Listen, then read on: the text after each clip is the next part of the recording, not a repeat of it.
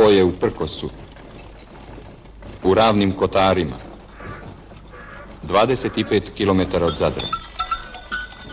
Mjesto se zove Prkos. Ali mještani kažu da oni danas nikome više ne prkose, da je njima prkosa dosta.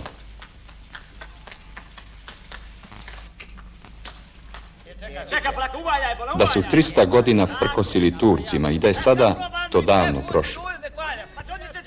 Bilo, pa prošlo.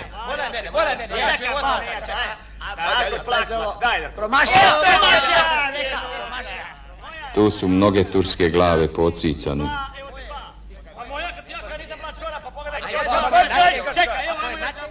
A pale su i mnoge glave od junaka, njihovih predaka.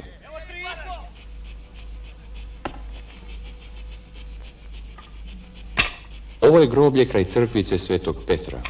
Oko nje su stoljećima vodili se krvavi bojevi.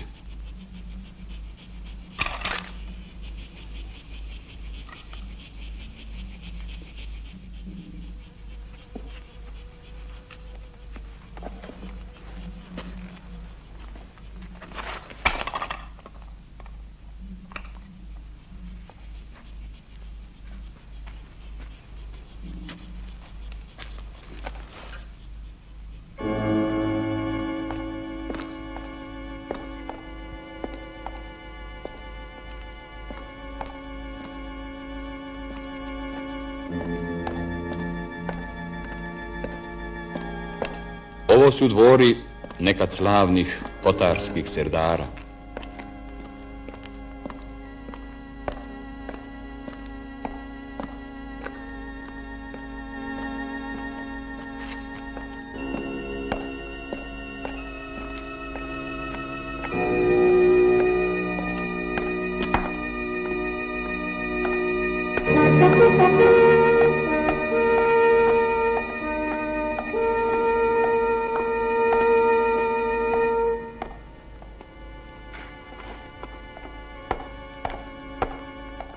Oko 300 godina borbe s Turcima, otprilike 9 junačkih generacija, 150 godina dobrog života, 4 generacije bogatih posjednika. I eto što je ostalo od minule slave.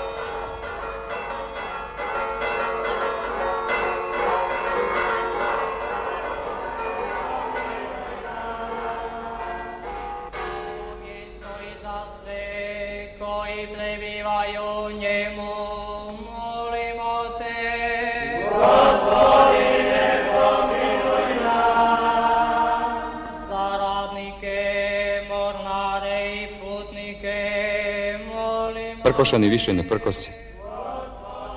Ni ljudima, ni Bogu, ni Bože sačuvaj državu. Reklo bi se, oni uopće nisu prkosni.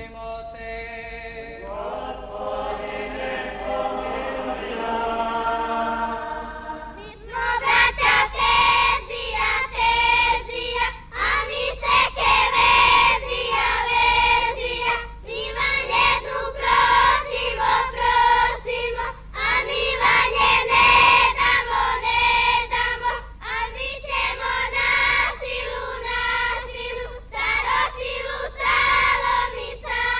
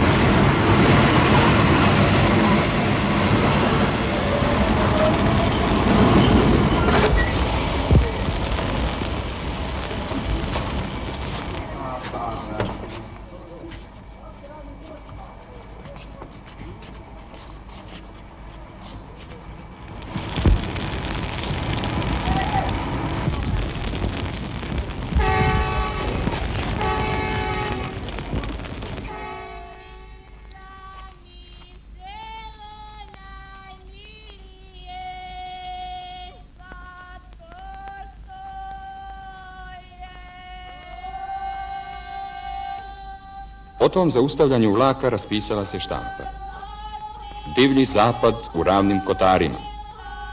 Divlja stanica Prkos. Njihalo strave na pruzi Knin-Zadar. Novi partizani kod Prkosa.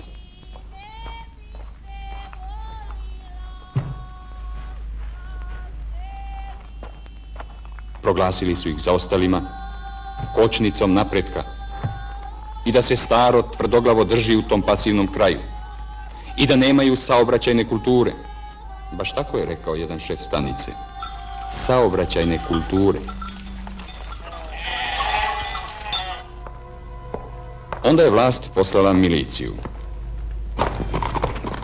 Milicija je dolazila u selo da pronađe one koji zaustavljaju vlak, prekršitelje, prestupnike, izvršitelje krivičnog djela. Da istraži tko su inspiratori, konspiratori te začetnici bune.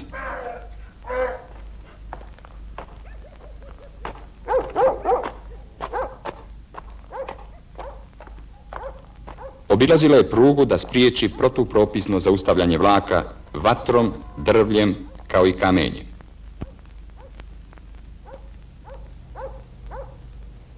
Milicija je pazila na ljude i u vlaku.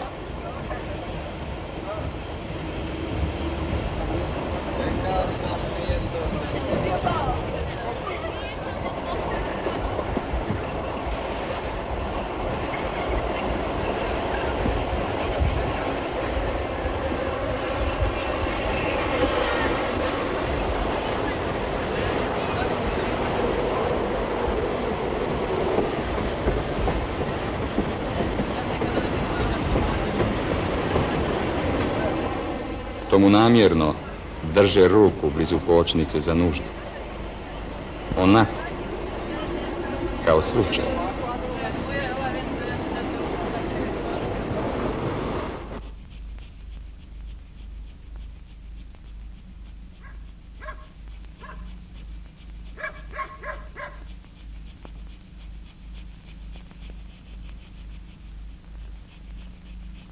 Dok nismo imali stanice u Prkosu, išli smo sat vremena ranije na posao, dizali se u nas 40 radnika bilo. Bilo nam je teško po blatnjom putu, ružna vremena, i onda morali smo kočiti. Pa i ja sam tu isto sudjelovao u tom kočenju, po redu. Sad nam je bolje, ne dižemo se, ustajemo u 4,5 sata, dok sam prije u 3,5 sata ustajao. I imamo, normalno idemo u Zadar na posao, što ne idem ja dobre volje, nego eto tako, radi zarade. Radim u Zadru, ali radim u fabriki Bagata. Putovao sam najprije sa biciklom. Kad sam pošao sa biciklom 1 godinu dana, bilo mi je neobično. I teško je bilo, mnogo kiše, bure, nevreme. Nije bilo lako putovati. Iza toga nam je poduzeće dalo nam kao neke karte popusne s kojim smo mogli ići sa autobusom. Još nam nije vlak prošao.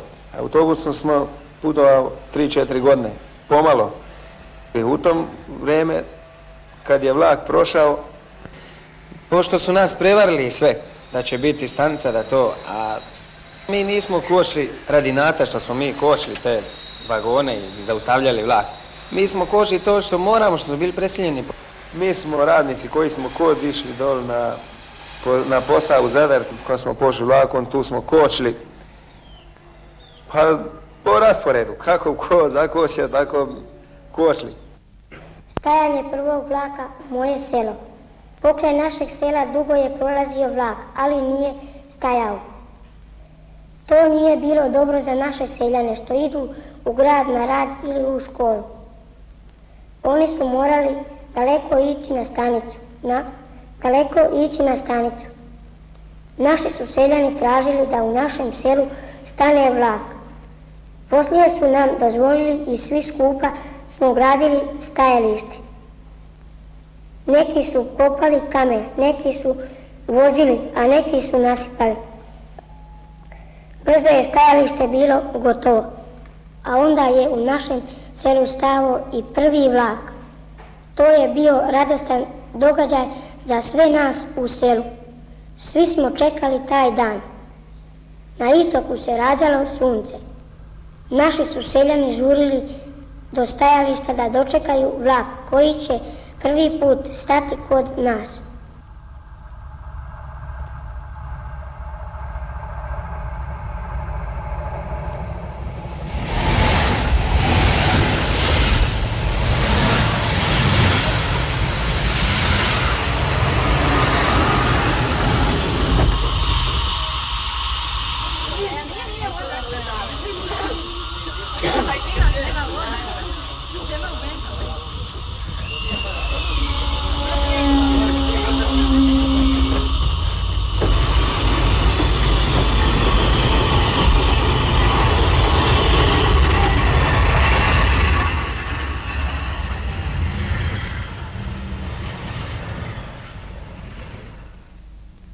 Nosili su likere i kolače da počaste ljude koji voze vlak.